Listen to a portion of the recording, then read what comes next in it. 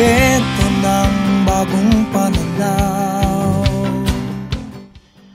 Isang mapagpalayang araw Pilipinas, Diyos marhay na aldaw Bicolandia. Welcome po sa 9th episode ng ating kaugnay School on the Air on Corn Production dito po sa probinsya ng Masbate, the Rodeo Country of Bicol. Hatid po sa inyo ng Department of Agriculture, Agricultural Training Institute, ATI Bicol, sa pagkikipagtulungan natin sa PLGU Masbate at Provincial Agriculture Office at sa mga lokal na pamahalaan ng 17 munisipyo o corn cluster dito po sa lalawigan ng Masbate.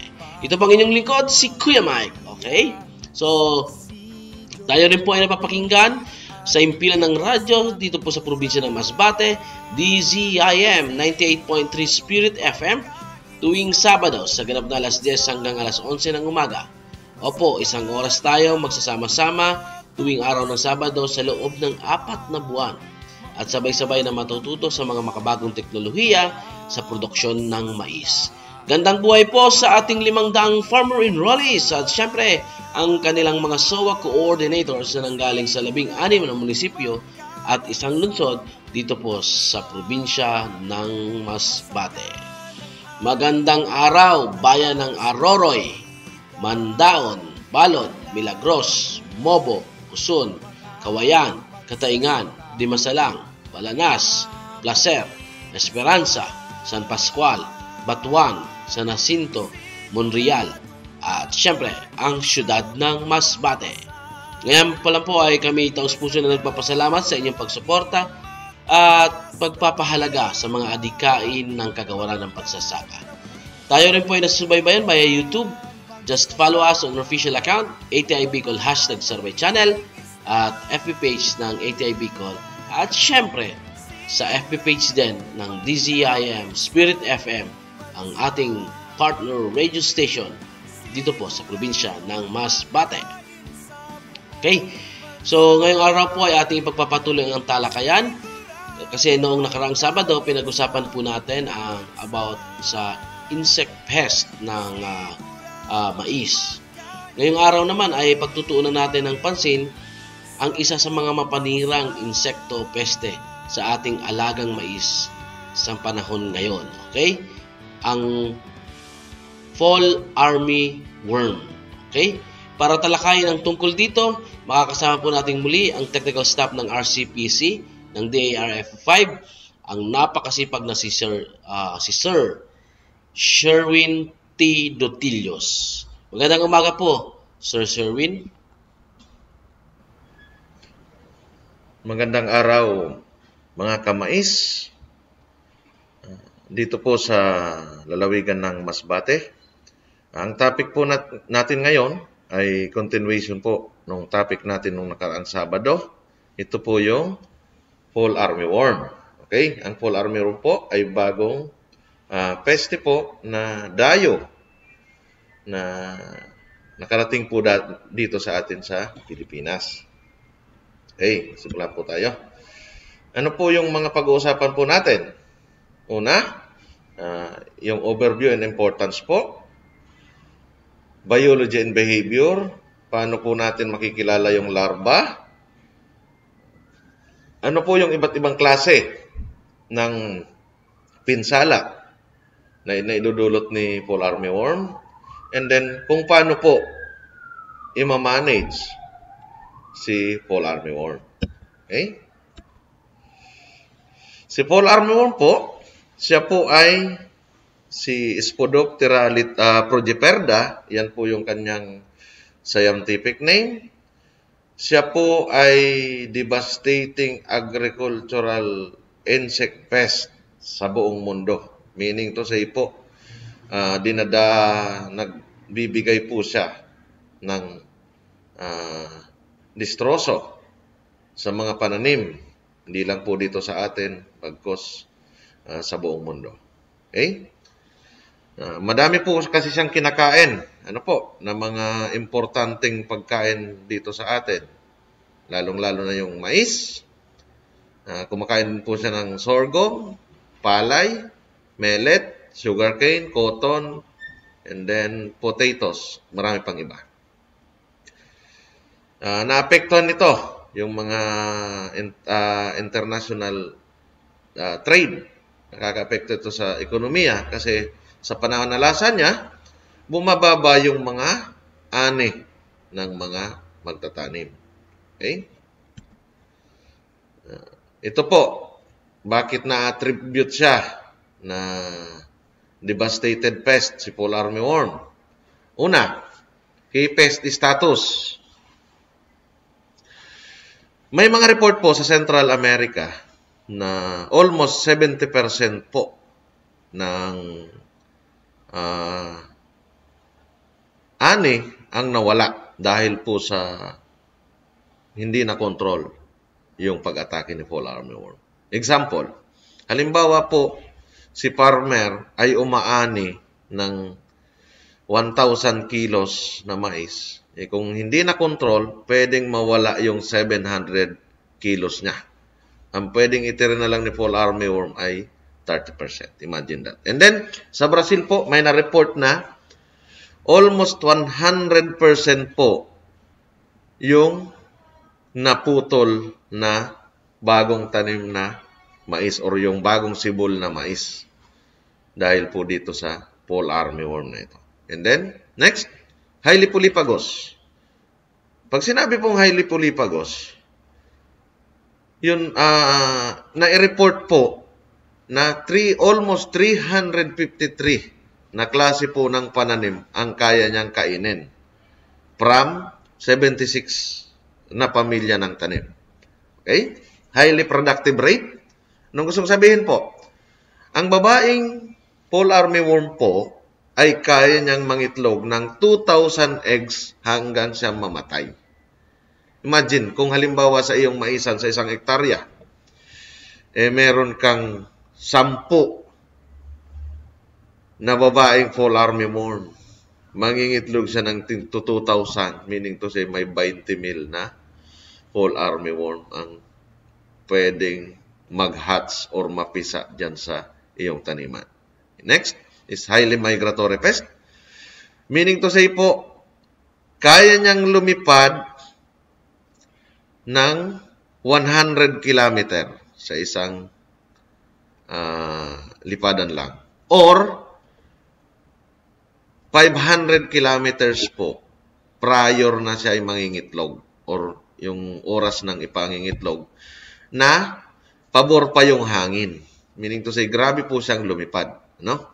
And then, transboundary pest. Meaning to say po, siya ay presente na sa more than 90 countries or sa more than 90 na bansa worldwide. Po. Next, persist per round. Persist year round. Siya po, si fall armyworm, kaya niya po magkaroon ng 8 to 10 generation per year. Imagine, kung 2 beses ka nagtatanim, possible po na presence or andyan si fall armyworm kasi almost 8 to 10 generation po siya sa isang taon. Cryptic feeding and behavior. Ang adult po, nagtatago tuwing umaga. And then yung larvae, nagmamigrate or gumagapang. And then, nagtatago sa mga ilalim ng mga tanim. And then, deep whorl feeding, doon po sa whorl, yun po yung batang dahon or kung sa masbate ay tinatawag na ugbos, doon po kumakain or yun po ang kinakain ni fall armyworm usually during vegetative stage. Okay? Multiple feeding behavior. Pag sinabi pong multiple feeding behavior, si fall armyworm po, kinakain niya po yung dahon, yung yung bulaklak, yung buhok ng mais, yung mais. At worse, pinuputol niya pa po yung seedling. Yan po si fall armyworm. Yan po yung feeding behavior niya. And then, mahirap kontrolin. Bakit? May natural po siyang tolerance sa mga insecticide. Kaya dapat po, kung gagamit po kayo ng insecticide, kung magkocontrol po ng fall armyworm, ay kailangan pong iba't ibang klase ng mode of action ng insecticide. Paano po malalaman yung iba't ibang klase ng mode of action ng insecticide? Pwede nyo pong i-check sa www.iraq-online.com. Ulitin ko po, pwede nyo pong i-check yung iba't ibang klase ng mode of action ng insecticide sa www.iraq. Yung Iraq po ay small letter na IRAC-online.com. Doon po makikita nyo yung iba't ibang klase ng mode of action ng insecticide. Okay? Global distribution of fall armyworm. Si fall armyworm po nag-origin sa tropical and subtropical ng Amerika. And then, na-report po siya noong 2016 sa Africa. And then, na-report din po siya sa India and several Asia-Pacific countries noong 2018. And then, reported in China last 2019, kasabay po ng first observation po dito sa Pilipinas. Si fall armyworm po, nakarating po dito sa Pilipinas noong June 19, 2019, and then na-observe po sa bayan ng Piat sa Cagayan. Yan. And then dito po sa Pilipinas, sa Bicol region, na-observe din po siya sa una pong sighting sa kanya or unang na-observe po siya sa Camarines Sur sa bayan po ng Ragay. Kaya kung titingnan po natin, yan in red and yellow areas po, yan may mga ano po, yan mga may red at yellow, yan po yung mga lugar na kung saan pabor sa kanya or kaya pabor sa kanya yung klema para siya mabuhay. Okay? Or yung tinatawag natin na potential sustainability for fall armyworm persistence. Kung makikita po natin, yung Pilipinas po ay kulay pula. Okay, next. Host plant. Ano po yung mga host plant niya? Polypagos, sabi ko nga kanina, kaya niyang kumain ng 353 na klase ng pananim or plant species. Okay, mas gusto niya pong kainin, mas malakas yung preference niya sa mga grasses such as mais, sorghum, millet, sugarcane, and grassy weeds with a marked strong preference for sweet maize and baby maize. So, mas paborito niya sa mga, lalo-lalo na sa mais, yung mga sweet corn and then yung baby maize. May dalawang strain po si fall armyworm. May tinatawag po na maize strain.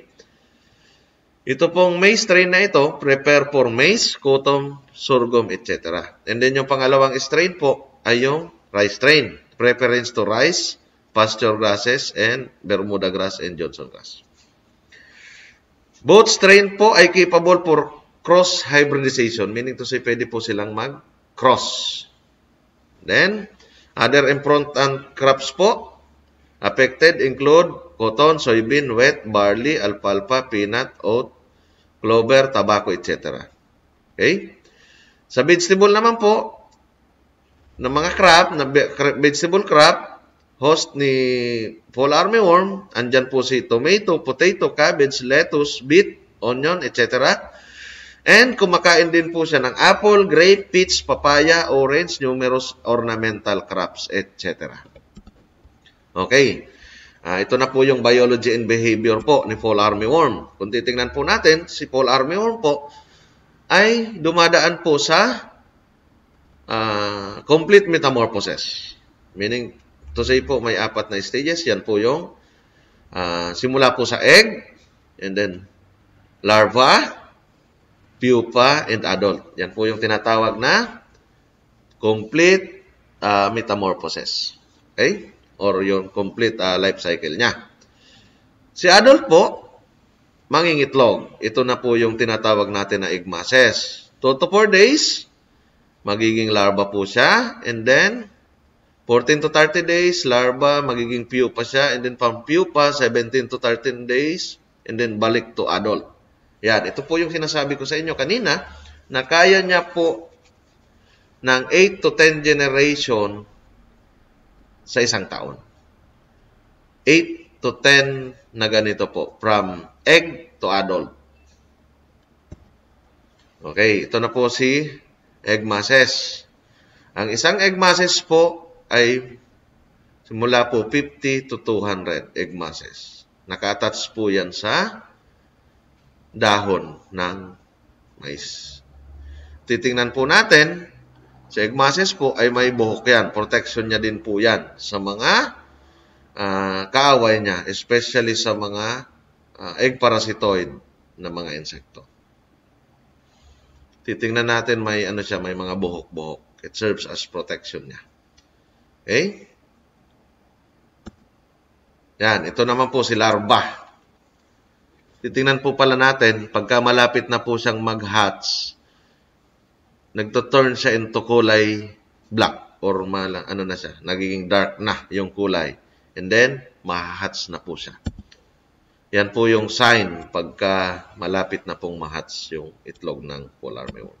Okay? Titingnan po natin si larva. Si larva, kaya niyang maging uod, kaya niya, what I mean, in that stage, 14 to 30 days po siya. No? Alam naman po natin na ang destructive stage po ng fall armyworm ay uod. Meaning to say, kung 14 to 30 days, 2 linggo hanggang 1 buwan po siyang mananalasa or mag-i-infest or magkukos ng damage po sa inyong maisan. Kaya napaka-importante po ng regular na pagbisita po sa ating maisan para po ma-monitor natin kung may uod na. Ano? Kung makakita na po tayo ng uod, ay kailangan po na mag-sampling tayo. No? Mag-sampling. Kasi po, may tinatawag naman po yan na 5% na seed is cut or may 5% na naputol na yung mga seedling or 20% ng buong taniman na na-damage na yung dahon ay kailangan mo na pong mag-control or mag-apply ng mabisang pang-control sa fall armyworm. And then, itong larva pong ito ay nag-undergo ng 6 na instar. Okay, ito na po yung description. Kung titingnan po natin, yan po sa picture, ayan po yung bagong hatch na itlog. Yung mga kulay itim po. Ang behavior po niyan, ang newly hatched na itlog ay yung parang maninibago. Mag-observe muna yan. Mag-observe muna yan. And then saka sa lilipat sa whorl ng dahon or yung sa tinatawag natin na ugbos or yung batang dahon. Okay? Neonate misdispersed by whorl nearby the spinning silk threads yan. Ginagamit nila. Nag-spin sila ng yung silk threads. Yung tinatawag na ballooning. And then, yan. Titingnan natin. As larva grows, this exhibit increasing cannibalistic behavior. Pag sinabing cannibalistic behavior, sila mismo nagkakainan. Okay. So, older larvae, pagka 4th instar to 6th instar po, ang kanyang size ay 15 mm to 38 to 40 mm na. Yung full grown na yan, yung 6th instar. Okay? Ang color niya, karamihan ng color niya ay brown, minsan kulay green or itim. Pero usually, sa observation namin, mas madami po ang kulay ng, or majority ay color brown. Okay, ito yung behavior ng older larvae. Pagka 4 to 16 star, ito yung mga mabibilis ng gumapang. Kaya ano yan, pwede siyang lumipat sa ibang taniman ng mais. Okay? In this stage, this is voracious, or gustong sabihin ay napakagana na siya. And kaya niyang kainin anumang nasa ibabaw or ground parts ng mais or kahit anong parte ng mais. Kinakain niya na. And then in this stage yung cannibalistic behavior niya mas lalong nag-increase din. Kasi kung ma-observe po natin, kung pupunta kayo sa inyong maisan, sa isang puno ng mais, usually ay iisa lang yan dyan. Kasi si fall armyworm ay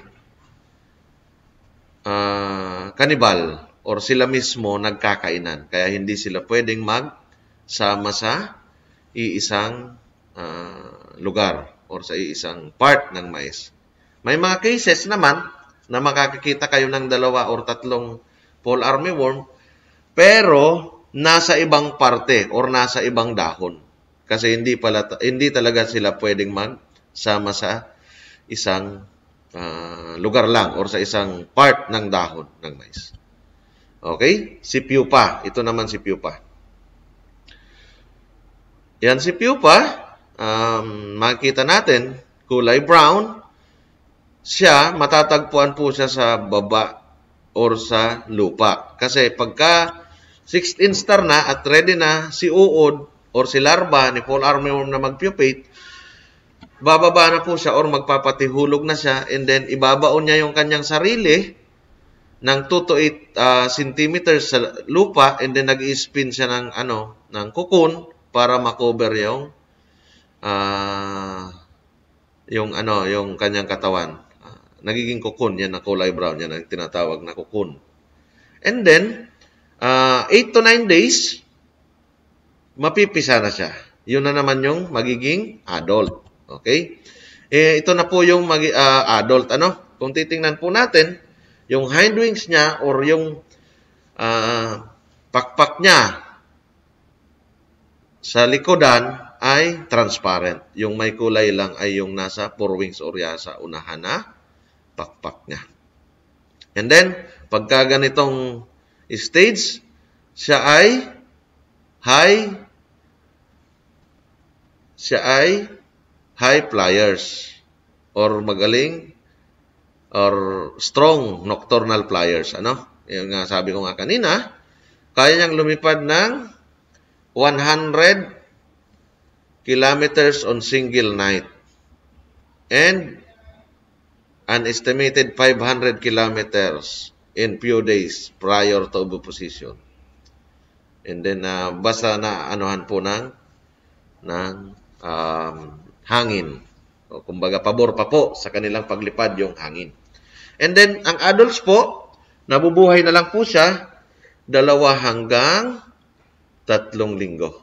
Gustong sabihin po, yung ang function na lang niya or yung gagawin niya na lang ay humanap ng kapareha at magpadami.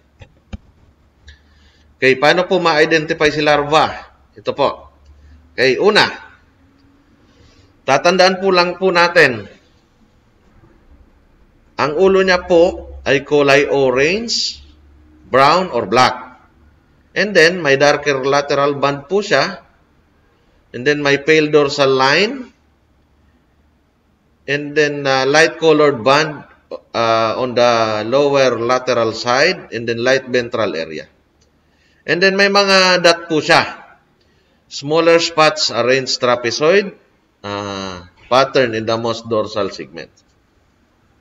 Ito po yung pinaka-distinct characteristics niya. Isang tingin mo pa lang, alam mo na kung fall armyworm. Ito po yung tatandaan natin. Itong larger spot on the second last segment arranged in square pattern. Meaning to say po, galing po doon sa likuran niya or sa bandang puwitan niya, pangalawang segment, basta po makakita na po kayo ng 4 na dot na naka-arrange into square, hindi na po kayo magkakamali. Yan po ay fall armyworm na po yan.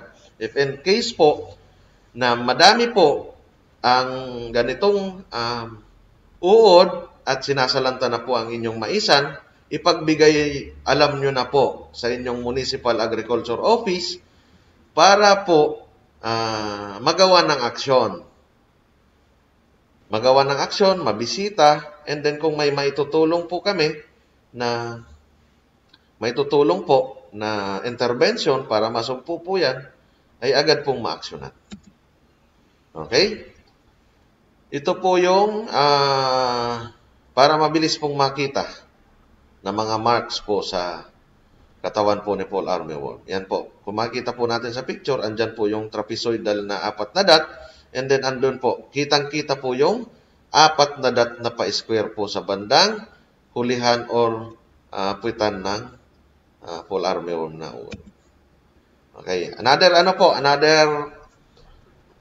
pictures po ni fall armyworm sa kanyang ulo ay may upside down Y. Okay? May upside down Y na pero kami po sa RCPC hindi namin po ito gaanong i-recommend kasi baka po magkaroon ng pagkalito.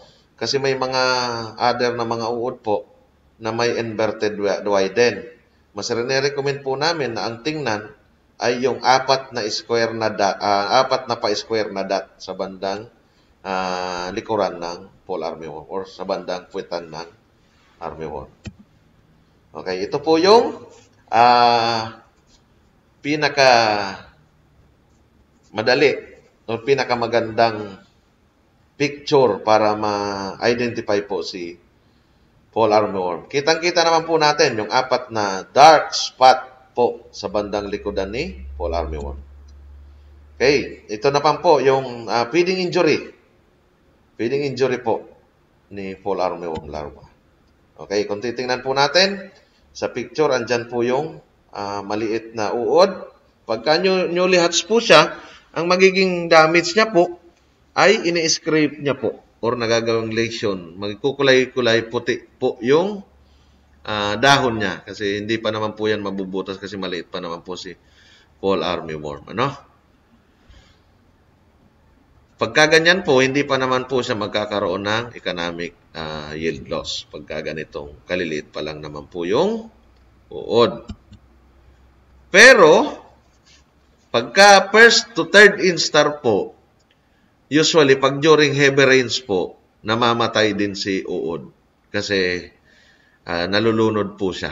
Nalulunod po siya sa tubig. Kasi po baga yung whorl ay may na-stuck na tubig doon. Pagka maliit po si fall armyworm, andyan siya sa whorl, pagka umulan ng malakas, nalulunod po si fall armyworm. Pagka first to third instar po. Okay? Pagka fourth to sixth instar, titingnan po natin yung damage. Larger larva consume more tissue. Stronger mandibles allow them cut large chunks of tissue and consume hard plant structure. Kung titingnan po natin, sa letter B na picture, yan po, dinamage na po yung mga dahon ni fall armyworm. Okay? Next, larger larvae feed on the most above ground parts of the maize plant, including seedling, foliage, tassel, cobs, husk, and developing kernels. Kung titingnan po natin, lahat po na parte ng katawan ni mais, apwera sa stalk at sa ugat, yun lang ang hindi kinakain ni mais, ni fall armyworm. Imagine, from seedling, vegetative, yung dahon kinakain, yung tassel, yung cob, yung husk or yung balat, and yung kernel or yung grain kinakain po ni fall armyworm. Lahat po ng parte ng mais. At halos lahat po ng stage ng mais ay pwedeng kainin ni fall armyworm. Okay. Yan, titingnan po natin. Yan, plant defoliation. Titingnan po natin usually. Pagka vegetative po, mapapansin po natin napakadaling hanapin or tingnan kung saan po yung atake ni fall armyworm. Kaya po nang titingnan lang po natin yung whorl or yung kung yung tawagin ay ugbos. Doon lang po natin titingnan. Pagka meron na po doon kinainan and then meron pong mga bakas ng dumi, positive po. Meron niyan pong fall armyworm. Okay? Then kung titingnan din po natin, minsan, pagka malapit na pong mamulaklak or yung ano pa po, close, yung malapit na pong bumukas or before unopen or sarado pa po yung bulaklak niya, ay pwede pong kainin yan ni fall armyworm. Usually po, na-observe po namin, pagka sarado yan, kinakain po yan ni fall armyworm and then pagka bumukas, laglagan na po yung mga parte ng bulaklak. Pagka nalaglag po ang parte ng bulaklak, ay possible po na magbungi-bungi po yung bunga ng mais or unfilled grains kung tawagin. Bakit? Kasi po, yung tassel po ay andyan po yung tinatawag natin na pollen grains. Meaning to say, yan po yung nagpo-produce ng pollen na kailangan po sa pollination para po mabuo yung grains. Okay? Pagka mawala po yun, edi mawawalan po ng supply ng pollen, hindi po mabubuo yung kernel or yung butil ng mais pagka wala pong pollen. Okay? Air feeding. Minsan naman po, kinakain yung silk. Once po na ma-destroy na po yun, pagka kinain po yung silk, wala na pong sasalo ng pollen grains. Alam naman po natin na ang isang buhok, isang butil. Meaning to say po, dapat masalo or tamaan ni pollen si silk para po mabuo yung grain. Yan. And then kinakain niya po yung husk or yung balat ng mais or yung pinaka-worst na po ay pagkainin niya na po yung grain or yung mismong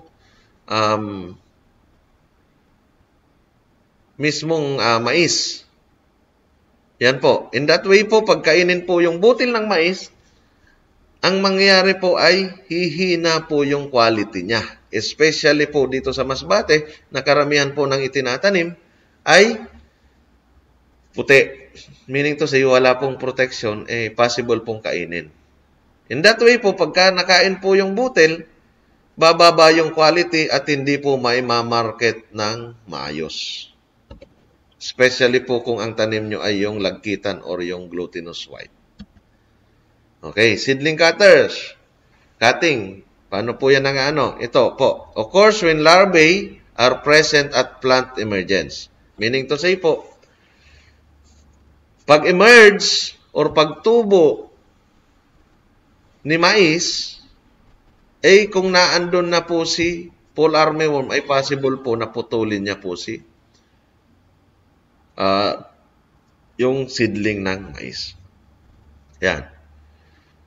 Larvae cut off leaves and stem above soil level, similar to cutworm damage. Meaning, minsan po kasi, halimbawa, nagtubo yung inyong maisan, tapos nag-migrate or lumipat, possible po na putulin po yung seedling ng mais. And then, may mga instances nga po na pwedeng ubusin or 100% po yung damage ni fall armyworm kung hindi po natin siya mamomonitor ng maayos. Okay? Ang larva po ay aktibo or kumakain pagkagabi. And then, pagka-araw po ay nagtatago po siya sa mga debris or sa mga dahon, sa ilalim ng dahon ng mga nalaglag or sa mga debris, sa mga pinag-anihan or sa damo Diyan po siya nagtatago para po makaiwas po sa mga predator or sa mga predator po nakakain sa kanya. Okay, paano po natin si ma-manage? I-manage po natin si fall armyworm. I-apply lang po natin yung integrated pest management. Okay? Pwede po natin, effective po yung multiple approaches. Kailangan po yung prevention and avoidance, and then monitoring and scouting, suppression and control. Yan. Yan po yung mga kailangan para po masugpo po si fall armyworm. Okay. Una po, IPM, the use of combination of multiple tactics with the goal to suppressing pest below economic levels and to avoid pest outbreaks. Okay? Yan po. Ito na po, titingnan natin. Prevention and avoidance. Okay. Ito po, pag sinabi pong prevention, dapat po hindi natin i-allow si fall armyworm na makapasok sa ating taniman. Ngayon, ang gusto naman sabihin po ng avoidance, nakapasok na siya, pero hindi natin siya i-allow na maka-create or makagawa ng destroso or damage sa ating taniman. Okay, ito. Prevention and avoidance, cultural method. Example, early planting to avoid heavier pest densities in late season. Ito na po yung sinasabi ko na kailangan po mag-record po tayo ng mga mataas na occurrence ng pest damage para po sa ganong paraan magiging basehan po natin sa mga susunod na taniman natin. Gaya po nung nabanggit ko nung nakaraan pong pagtalakay ko po sa other insect pest. Ano? Okay? Pangalawa, with management. Kailangan po malinis ang ating taniman para wag pong pamahayan ng mga maninirang organismo or hayop. Okay? Dapat po malinis para po walang alternate host or lipatan na tirahan ang mga maninirang insekto or hayop. Example, sabi nga niyan, pagka ang iyong taniman ng mais ay madaming damo, madami din ang daga. Same with, pagka marami pong damo, pwede pong maging alternate host ng pesting insekto at pesting sakit. Okay? Kailangan, dapat ang ating taniman ay malinis at walang damo. Okay? Next po, avoid plant stress. Yan. Dapat, dapat po, ang inyong maisan ay maganda. Or, kumbaga, healthier plants tend to recover faster and recover from some yield loss kung tamaan ng Dapat proper fertilization. Tama po yung pag-abono nyo. Sa proper fertilization po, kailangan magpa-soil analysis para po alam natin kung ilang amount po ng nitrogen, ilan po amount ng phosphorus, at ilan po yung amount ng potassium ang kailangan nating i-apply, kung kailangan na po ba natin maglagay ng organic fertilizer sa ating maisan. And then, irrigation and then cultivation. Pag sinabi pong proper fertilization, siyempre, pagka ang ating pong maisan ay healthy, pagkatamaan po siya ni fall armyworm, ay mas madali po siyang makarecover. Compared naman po kung ang ating mais ay bansot, tapos tinamaan pa po ni fall armyworm, ay tsak po talagang wala tayong aanihin. And then, crop rotation. Pwede naman po kayong magtanim ng ibang pananim after po ng mais para po ma-break po yung cycle ni fall armyworm.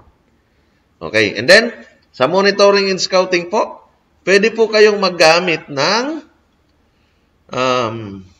pheromone trap. Okay, pwede po kayong gumamit ng pheromone trap. Ito pong pheromone trap ay Ginagamit po ito para po ma-monitor kung meron pong populasyon ang fall armyworm. Ngayon, meron po kaming available sa Regional Crop Protection Center ng tinatawag po na pheromone trap. Makipag-ugnayan lang po kayo sa inyong Municipal Agriculture Office and then si Municipal Agriculture Office. Makikipag-ugnayan po yan sa Provincial Agriculture Office and then si Provincial magko-contact naman po yan sa amin dito sa Regional Office. Ngayon, meron po kaming pinoprovide na pheromone trap or pheromone lure na libre. Pwede nyo po yan ma-avail. Mag-request lang po kayo sa inyong Municipal Agriculture Office. Ngayon po, ano po ang gamit ni pheromone trap? Ito po ay ini-install 1 meter to 1.5. Kung monitoring po ang per hectare, ang binibigay po namin 4 hanggang 5 for monitoring purpose. Kung gagawin naman po si pheromone trap ng control ay kailangan po ng 25 to 45 na pheromone trap. Okay? Ang bisa po ng pheromone trap ay tumatagal ng 1 month hanggang 1.5 month. Yan po yung bisa niya or yung amoy ng lure. Tumatagal po ng 4 to 6 weeks. Ngayon, pagka naglagay po tayo ng pheromone trap, ang matatrap lang po yan ay yung yung lalaking insekto. Kasi po, yung pheromone po na naandun po ay amoy po ng babae. Kaya ang matatrap lang po ay yung lalaking fall armyworm. Ngayon, kung halimbawa natrap po si fall armyworm na lalaki, hindi na po makakahanap ng kapareha si babae, kaya hindi na po sila makakapagparami. Yan din po yung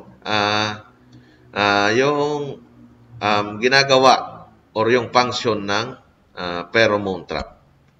Si pheromone trap pwedeng gamitin sa monitoring, kasi kung matatrap niya po yung lalaki, siyempre pag makakita na po kayo ng adult, meaning to say makakapaganda po kayo na meron ng fall armyworm na adult. Kailangan ko nang maghanda. Okay? Malaking tulong po si pheromone trap po para ma-monitor natin. Okay? Ito po, monitoring and scouting. Sa monitoring and scouting po, yan po. Kung titingnan po natin, ganyan po yung pag-inspect. Kung naandyan po yung, kung may mga itlog na po. Titingnan po natin, kasi po yung itlog, kalimitan po, nasa ilalim po ng dahon. Okay? Nasa ilalim po yan ng dahon. And then, sa egg mass po yon pag-scout po ng egg mass. And then, pagka larva naman po, pagka during vegetative stage po, kalimitan po nasa wall. Okay? Nasa wall po yan. Ganyan po yung paghanap ng egg and larva. And then si pupa po, usually po, kung maghanap kayo or mag-scout kayo, kung may presence ba ni pupa, ay maghukay lang po kayo sa bandang baba po or nasa malapit po sa puno ng mais. Okay. Ito po yung proper po na pag-monitor or pag-sampling po ng mais. Kung titingnan po natin, yan po yung pa-W pattern po. Pa-W pattern po yung gagawin po natin. Okay? Pa-W pattern po. In that way po, makikita po natin or pipili po tayo random. And then, record po natin kung ilan po yung damage na dahon. And that way po, makukuha po natin kung ilang % na po yung damage ni fall armyworm.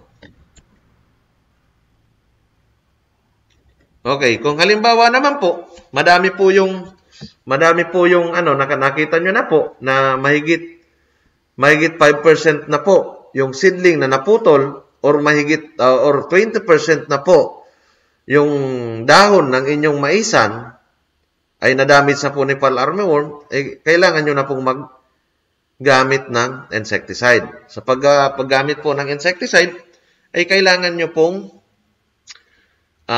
pumili. May mga approved po na insecticide po, si BPI, na pwede pong gamitin.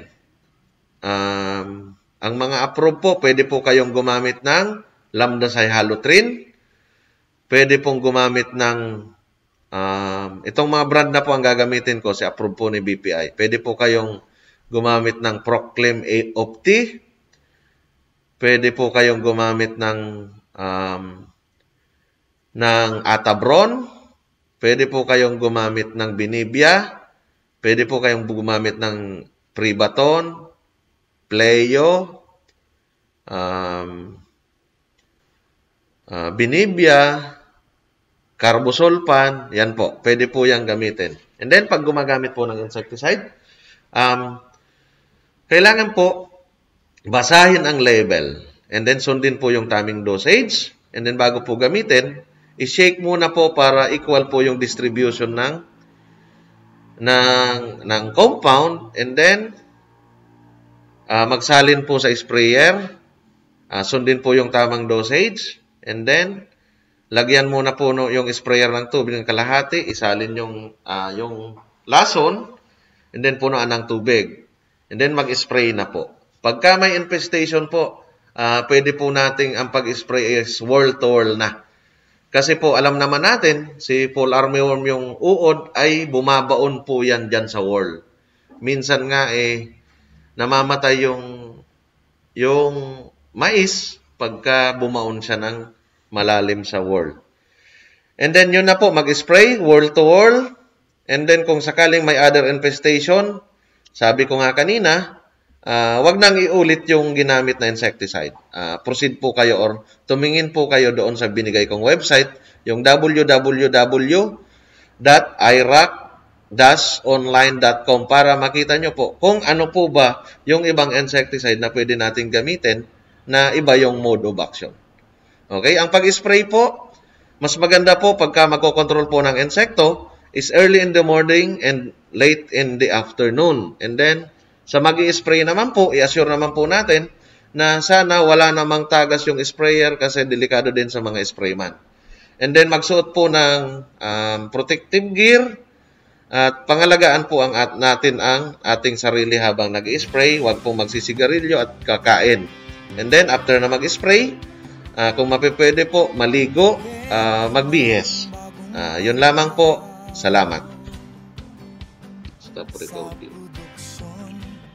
Ayan, so maraming salamat Sir Sherwin Dutillos, technical staff ng RCPC DARFO5 sa napakalinaw at